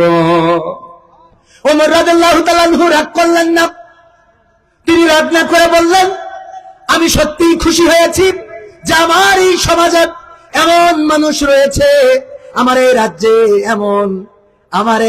এমন জনগণ রয়েছে যারা আমার ভুল হলে তারা তাদের তরবারি দিয়ে আমার রাস্তাটা দেখিয়ে দেবে। এমন নেতৃত্ব গড়ার দরকার আছে না নাই? ওগো আমার ভাইয়েরা, আল্লাহ যদি সালাম বলেন, আল্লাহ রাব্বুল আলামিন যদি বলেন, হে প্রশান্ত আত্মা, ফিরে আসো তোমার রবের দিকে খুশি মনে, এবং আমিও তোমার উপরে খুশি, আর আমার বান্দাদের কাতারে দাখিল হও, জান্নাতে প্রবেশ করো। মৃত্যুর সময় এই কথাটা যদি আমরা শুনতে পারি, তাইলে মনের মধ্যে হবে, আল্লাহ যত তাড়াতাড়ি পারো আমারে নিয়ে যাও। ঠিক না ঠিক? আব্দুল কাদের জিলানী রাহিমাহুল্লাহ মাঝে মাঝে চিৎকার করে বলতেন, ওগো রব, তুমি যদি আমাকে জান্নাতে দাও আর আমার সাথে কথা না বলো, আমার পরে যদি না খোঁজ থাকো, যদি আমার খোঁজ খবর না নাও, তাইলে ওই জান্নাত তোমার কাছে আমি চাইবো না।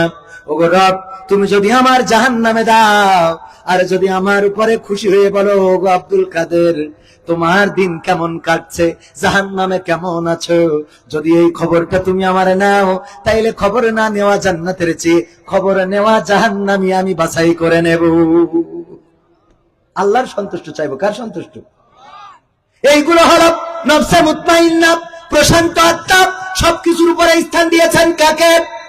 যদি আপনার নফসে মুতমাইন্না হতে হয়, যদি আল্লাহর সন্তুষ্টি যদি পেতে হয়, যদি আল্লাহ আপনার উপরে সন্তুষ্ট থাকবে এটা চান, তাহলে প্রথম কাজ হলো আপনাকে ঘোষণা দিতে হবে, ইন্না সালাতি ওয়া নুসুকি ওয়া মাহইয়ায়া ওয়া মামাতি লিল্লাহি রাব্বিল আলামিন।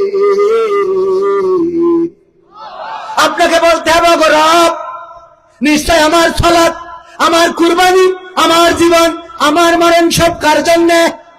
কার জন্যে? আল্লাহর জন্যে। এই ঘোষণাটা দিতে হবে। আল্লাহর জন্য নিবেদিত প্রাণ যারা ছিলেন, আল্লাহর নবীগণ, আদম আলাইহিস সালাম যখন আল্লাহর বিরাট ভাজন হয়ে গেলেন, জান্নাত থেকে বের করে দিয়ে দুনিয়ায় পাঠিয়ে দেয়া হলো।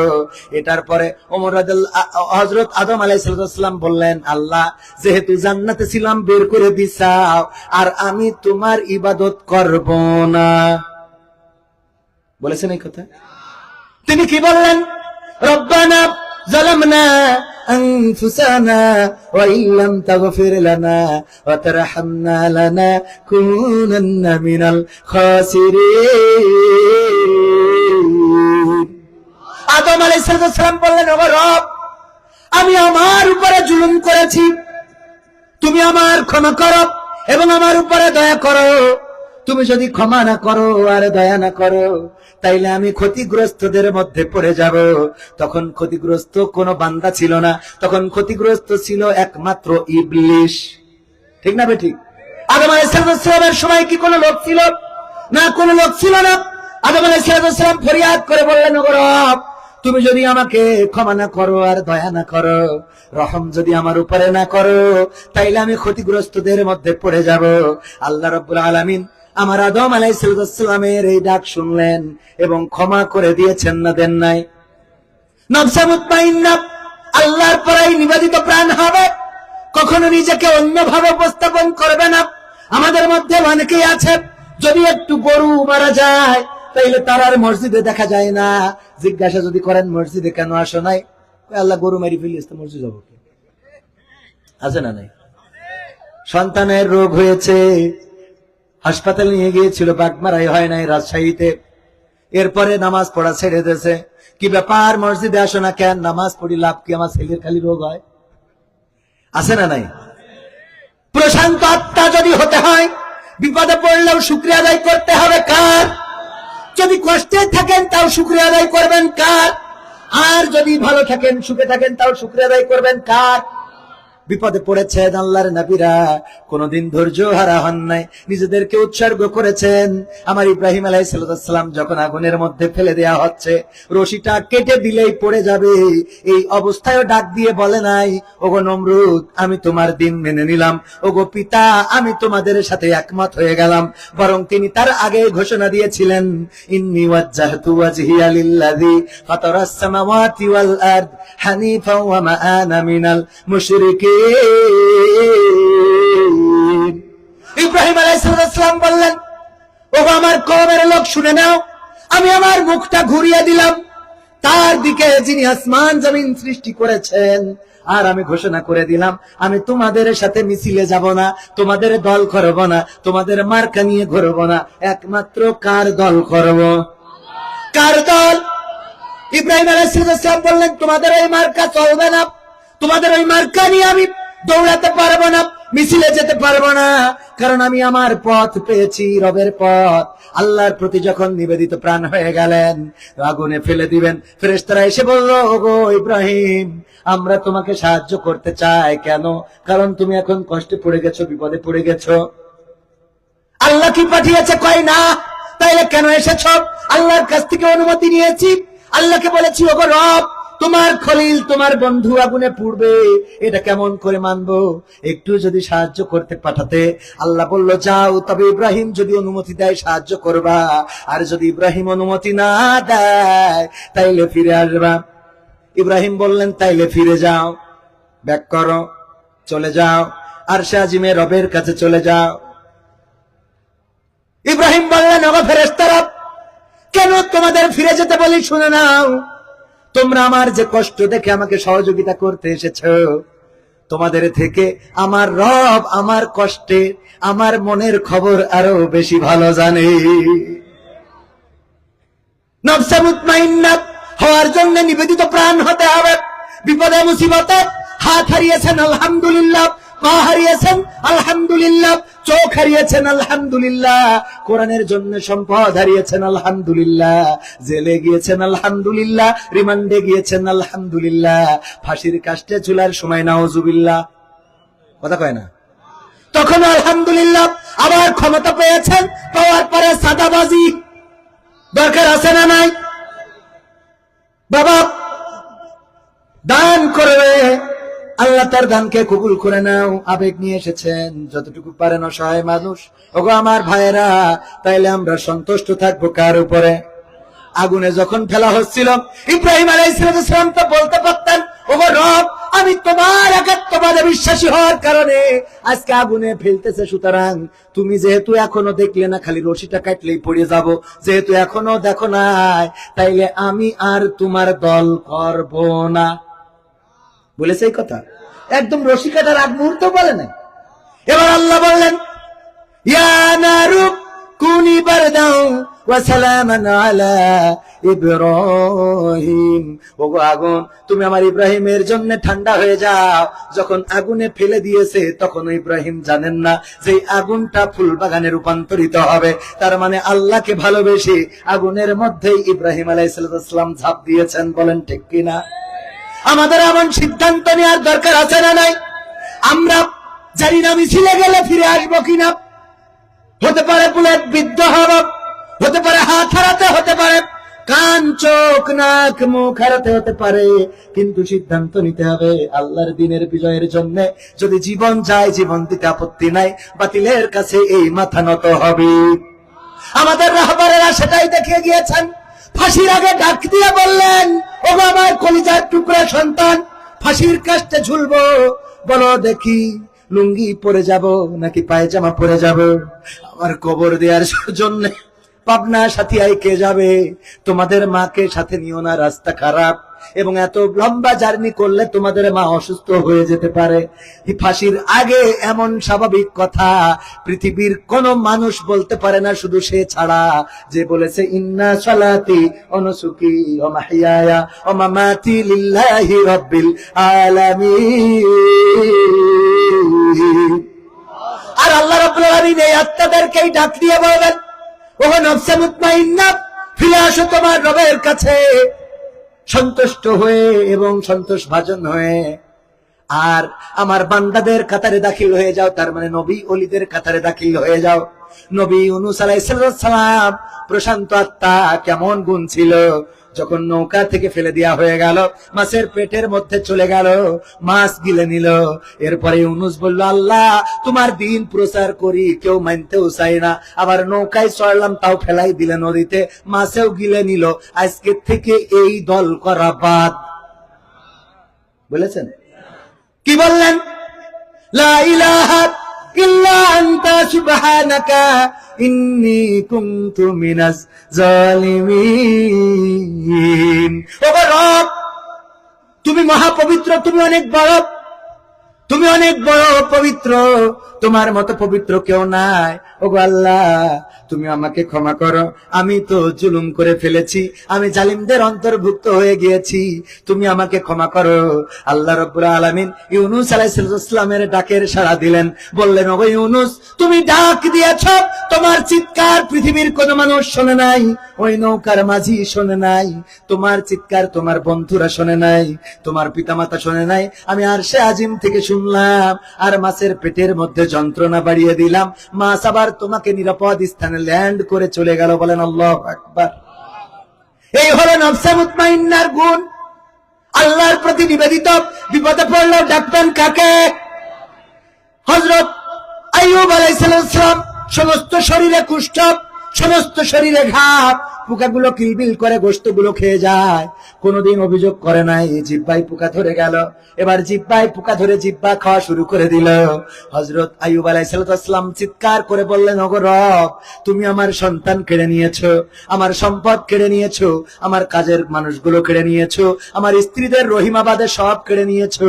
আমি কোনো অভিযোগ করি নাই, আমার শরীর স্বাস্থ্য নষ্ট হয়েছে, আমি অভিযোগ করি নাই। আমার গায়ে পোকা হয়েছে, আমার ঘাগুলোতে পোকা কিলবিল করে, অভিযোগ করি নাই। ওগো রব, আজকে তোমার কাছে অভিযোগ করা ছাড়া তো আর কোনো রাস্তা খুঁজে পেলাম না।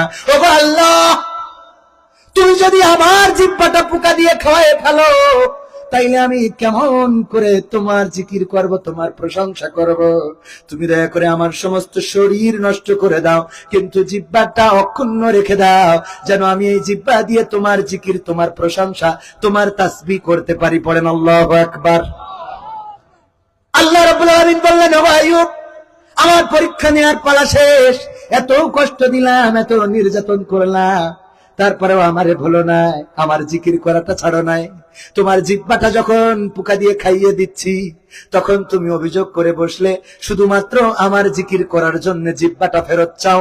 আমি আল্লাহ তোমার জিহ্বার সাথে তোমার শরীর, সম্পদ, সন্তান, স্ত্রী সবকিছু আবার ফেরত দিয়ে দিলাম। মুসা আলাইহিস সালাম নদীর কিনারায় দাঁড়িয়ে গেলেন, নফসে মুতমাইন্নার গুণ বলছি, নদীর কিনারায় দাঁড়িয়ে গেলেন। এবার সাহাবীরা একটু বেতাড়া ছিল, মুসা আলাইহিস সালামের সাহাবীরা খুব বেকায়দা ছিল। ওরা বসে পড়ে খাইতো মান্না সালোয়া, তাও পছন্দ হয় না। তাই এই খাবার দেওয়ার দরকার নেই, যদি রোমান্টিক খাবার দিতে পারে দিক, না দিলে দরকার নেই, রান্না করে খাবো। কত বড় শয়তান, মানে কত বড় বেতাড়া ছিল, বুঝতে পারছেন তো? নদীর কিনারায় পৌঁছে গেছে, মুসা আলাইহিস সালামকে বলল, ওগো মুসা, এতদিন ধরে বারবার বলেছি আমরা তোমার ওই আল্লাহর ইবাদত না করে নমরুদের কথা মেনে নিই, ফেরাউনের কথা মেনে নিই, সেটাই ভালো। এখন তুমি আমাদের এই 12টা গোত্রকে এমন জায়গায় এনে দাঁড় করিয়েছো যে এখন সারেন্ডার করলেও উপায় নেই, হয় নদীতে সুবানি খাইতে হবে, নাই ফেরাউনের বাহিনীর হাতে জীবনটা চলে যাবে। মুসা, বলো এখন কি করবা?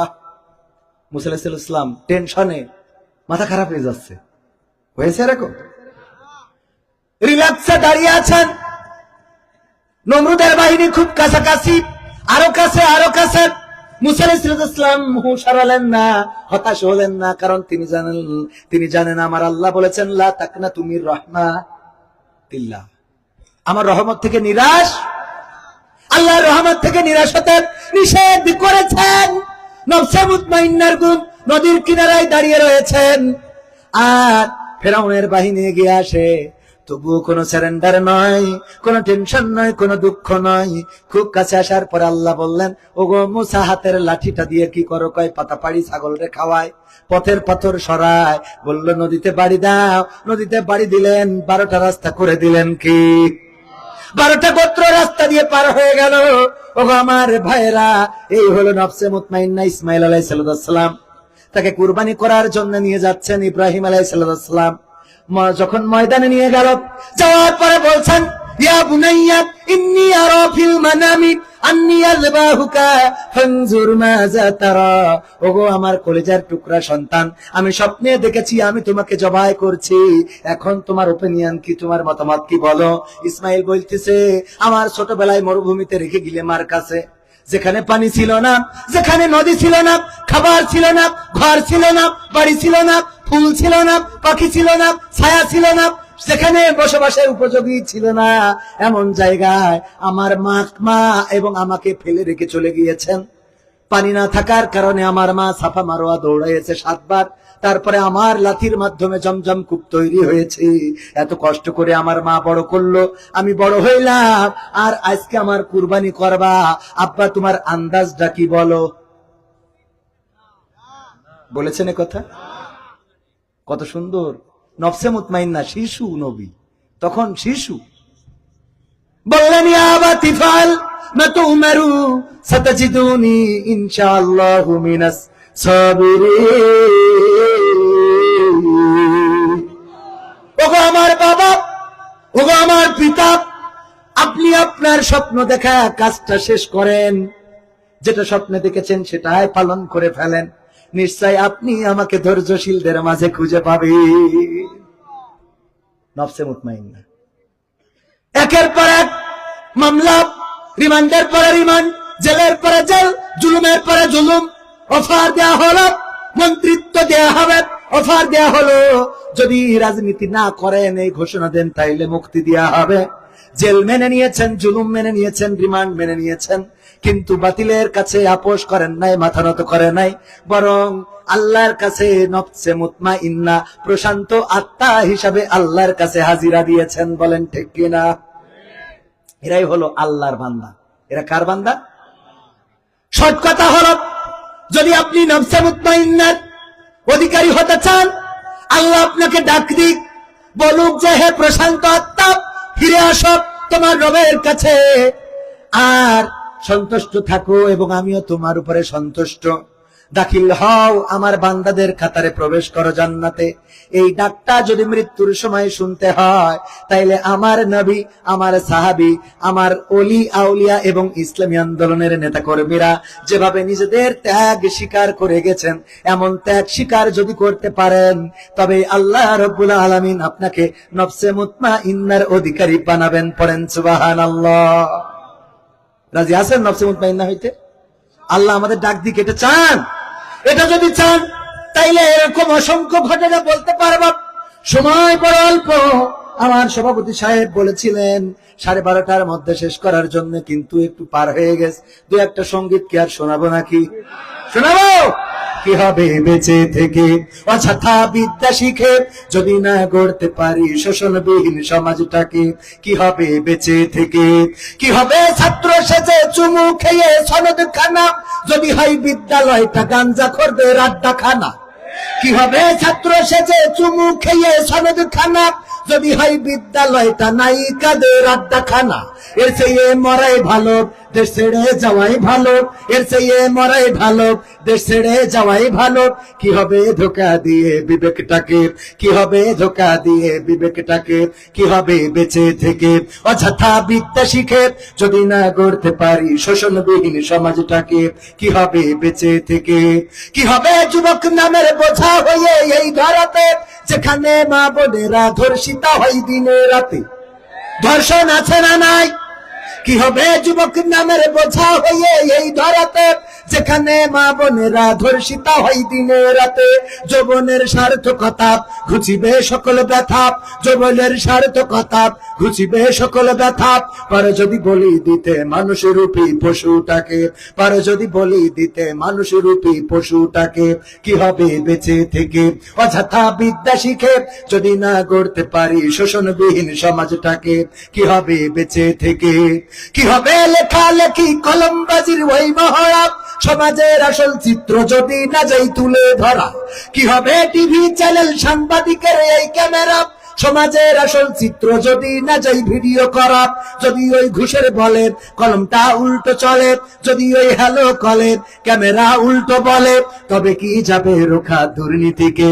তবে কি যাবে রোখা দুর্নীতিকে? কি হবে বেঁচে থেকে অযথা বিদ্যা শিখে, যদি না গড়তে পারি শোষণবিহীন সমাজটাকে? কি হবে বেঁচে থেকে? কি হবে নামাজ রোজা ইমানদারির বড়াই করে, যদি এই খোদার কলম নর্দমাতে থাকে পড়ে?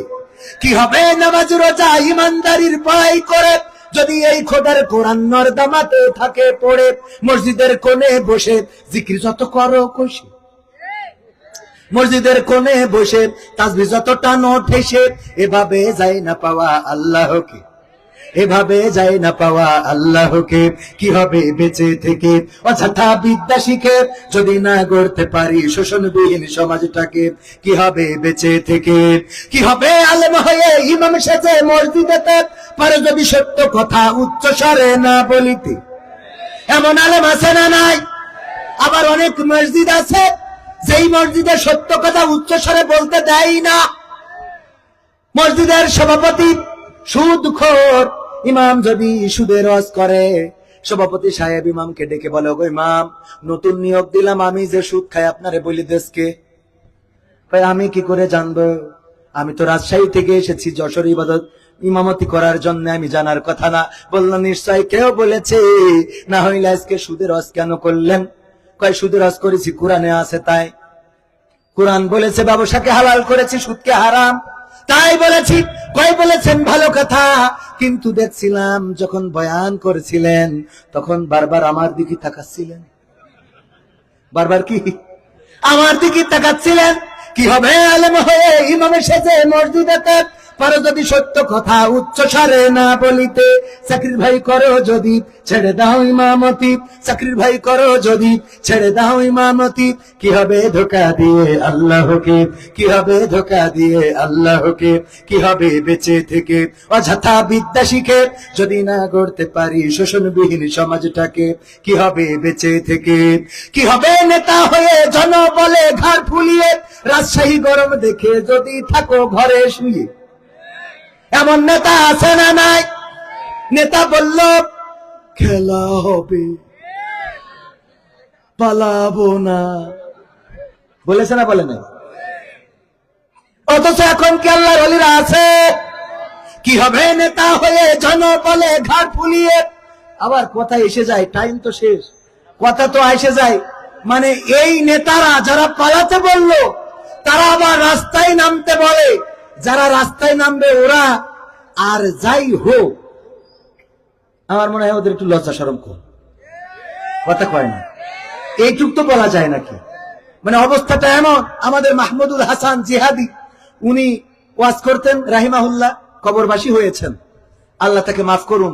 এমন জিহাদি ছিল, মানে বক্তৃতার ময়দান গরম করে ফেলতেন। সেই সময় মিডিয়া ছিল না, এত ক্যামেরা, এত লাইটিং, এত মাহফিলের চাকচিক্য ছিল না, কিন্তু সেই সময় জিহাদিপূর্ণ বয়ান করতেন। ওই মানুষটার মুখে আমরা ওয়াজ শুনতে যেতাম ছোটবেলায়। তো একবার বলতেছে, আমি মানে উনি ওয়াজ করে বাড়ি ফিরতেছেন, মোড়ের মাথায় দেখেন যে একজন প্রকৃতির কাজ সারছে রাত্রে। প্রকৃতির কাজ সারা বোঝেন তো, পায়খানা করছে। তো চিন্তা করলো রাস্তার পাশে এই কাজ করা তো ঠিক না, বাড়িতে যাইতো টয়লেটে বা একটু নিচেই নামতো। তো একটু লজ্জা দেওয়ার জন্য মোটরসাইকেলের হেডলাইটটা ঘুরাই ধরেছে, যে ও যেন লজ্জা পেয়ে আর জীবনে এই কাজ না করে। ও এত লজ্জা পাইছে যে লুঙ্গি তুলে মুখ ঢেকে চুপচাপ বসে আছে। এটা লজ্জা পাওয়া না? তার মানে নিচে যা হয় হোক, উপর রক্ষা করি আগে। এমন যারা এখন যারা আন্দোলনে নামবে তাদের বলবো দয়া করে এই নিচে আগলা করে উপর রক্ষা করতে যেও না, তাইলে নিচেও যাবে উপরও যাবে। ঠিক না বেঠে? 14টা মাস সহ্য হয় না, 16টা মাস সহ্য হয় না, 17টা মাস সহ্য হয় না, অথচ আমরা 17টা বছর জুলুম সহ্য করলাম, নির্যাতন সহ্য করলাম, অপমান সহ্য করলাম, রিমান্ড সহ্য করলাম, এমনকি ফাঁসির কাস্টে ঝুলে ঝুলে আমাদের বান্দাদেরকে, আমাদের রাহবারদেরকে বিদায় করা হলো। এই সব আমরা মেনে নিলাম, আর তোমাদের 16টা মাস 17টা মাস সহ্য হচ্ছে না। এখন কি বুঝতে পারছাও আমাদের কত জ্বালান জ্বালাইছো? কথা কয় না? যদি চুপ থাকো ভালো, কিন্তু যদি চুপ না থাকো তাইলে অরাজকতা আসতে পারে না, পারে না। যারা ওই বাসে হামলা করছে, ককটেল ফুটাচ্ছে, বাসে আগুন দিয়েছে, জ্বলন্ত মানুষ পুড়ে আঙ্গার হয়ে গেছে, ঘুমন্ত মানুষ। যেই মানুষটা মারা গেল তার বাড়ি সন্তান আছে না নাই? যেই মানুষটা মারা গেল হয়তো সে জামাতও করে না, বিএনপিও করে না, হয়তো সে জুলাইয়ের পক্ষের লোকও না, হতে পারে আওয়ামী লীগেরই লোক। যারা বাস চালায় ওরা সব কি জামাত ইসলাম? সব বিএনপি। সুতরাং যারে মারো, যাই বাসে আগুন ধরালে, যাকে পুড়াইয়ে মারলে, ওই মানুষটার এই মৃত্যুর জন্য একেতে 16টা বছর খুন করেছো নির্বিচারে, আবার এখন যে গোপনে খুন করতেছো, আল্লাহ কিন্তু বরদাস্ত করবে না। করবে? আল্লাহ বরদাস্ত করবে না। প্রমাণ হলো যাদেরকে নিষিদ্ধ করা হয়েছে আজকে তারাই এই দেশের বিটিভিতে পর্যন্ত ঢুকে গেছে, না যায় নাই? কথা কয় না? ঠিক না? ঠিক ভাইরা আমার, গানটা শেষ করি না, গানটা শেষ করি। কি হবে নেতা হয়ে জনবলে ঘাড় ফুলিয়ে, রাজপথ গরম দেখে যদি থাকো ঘরে শুয়ে, এর চেয়ে সেজে গুজে ভিলেনের সঠিক পদে, এর চেয়ে সেজে গুজে ভিলেনের সঠিক পদে দিয়ে দাও অভিনয়ে জীবনটাকে, দিয়ে দাও অভিনয়ে জীবনটাকে। কি হবে বেঁচে থেকে অযথা বিদ্যা শিখে যদি না গড়তে পারি শোষণবিহীন সমাজটাকে? কি হবে বেঁচে থেকে? কি হবে আকাশ ছোঁয়া বিলাসবহুল বাড়ি গাড়ি না খেয়ে কত মানুষ পরপারে দিচ্ছে পাড়ি? কি হবে আকাশ ছোঁয়া বিলাসবহুল বাড়ি গাড়ি না খেয়ে কত মানুষ পরপারে দিচ্ছে পাড়ি? আজরাইল আসবে যবে মাটিতেই পড়ে রবে, আজরাইল আসবে যবে মাটিতেই পড়ে রবে। কোনো কাজে লাগবে না ওই প্রাসাদটাকে, কোনো কাজে লাগবে না ওই প্রাসাদটাকে। কি হবে বেঁচে থেকে অযথা বিদ্যা শিখে যদি না গড়তে পারি শোষণবিহীন সমাজটাকে? কি হবে বেঁচে থেকে? কি হবে পুরুষ হয়ে জন্ম নিয়ে এই দেশেতে যেখানে মা বোনেরা, কি হবে পুরুষ হয়ে জন্ম নিয়ে বাংলাদেশে যদি যাই ক্ষমতাটা ঘুরে ফিরে নারীর হাতে? নারীর হাতে কি ক্ষমতা যেতে দেওয়া যাবে? মা বোনেরা পর্দার অন্তরালে আছেন, অল্প সময় শুধু নসিহা এতটুকু। আমার আল্লাহ বললেন ওয়াকরনা ফি বুয়ুতিকুন্না ওয়ালা তাবাররাজনা তাবাররুজাল জাহিলিয়াতিল উলা। ওগো নারীরা পর্দার মধ্যে থাকো, জাহিলি যুগের মেয়েদের মতো সাজুগুজু করে নিজেদেরকে প্রদর্শন করে বেড়াইও না। আমার মা বোনেরা রাজশাহীবাসী, আমার মা বোনেরা তাহিরপুরবাসী, বাগমারাবাসী, আপনাদের কাছে আপনাদের পায়ে হাত দিয়ে বলি দয়া করে পর্দা করে চলেন, কারণ এই রূপের সৌন্দর্য চিরদিন থাকবে। যেই রূপটায় আপনি লিপস্টিক লাগান এই রূপটা দিয়েছেন কে? যেই রূপে আপনি টিপ পরেন, যেই নখে আপনি বিভিন্ন রকম কালার মারেন, এই নখও কার দান? সুতরাং এইগুলো আল্লাহ যেহেতু দিয়েছেন, সুতরাং আল্লাহর কাছে মাথাটা অবনত করেন। নফসে মুতমাইন্না যদি হতে হয় ফিরাউনের স্ত্রী আসিয়ার মতো হতে হবে। ফিরাউন ছিল সবচেয়ে বড় জালিম এবং সবচেয়ে বড় জাহিল, আর তার স্ত্রী ছিল সবচেয়ে বড় ইমানদার। বলেন ঠিক কিনা? স্বামীর খেদমত ছেড়ে দেন নাই, স্বামীর সাথে খারাপ আচরণ করেন নাই, স্বামীকে কোনোদিন গালমন্দ করেন নাই, স্বামীর সাথে অন্যায় আচরণ করেন নাই। শুধুমাত্র একটা ছাড়া স্বামীর সব হুকুম মেনেছেন, সেটা হলো স্বামী বলল আনা রব্বুকুমুল আলা, আর আসিয়া বলল আমি রব হিসেবে আমার আল্লাহকে মেনে নিয়েছি। এমন নারী হওয়ার দরকার আছে না নাই? আল্লাহ সবাইকে কবুল করুন, পড়েন আমিন।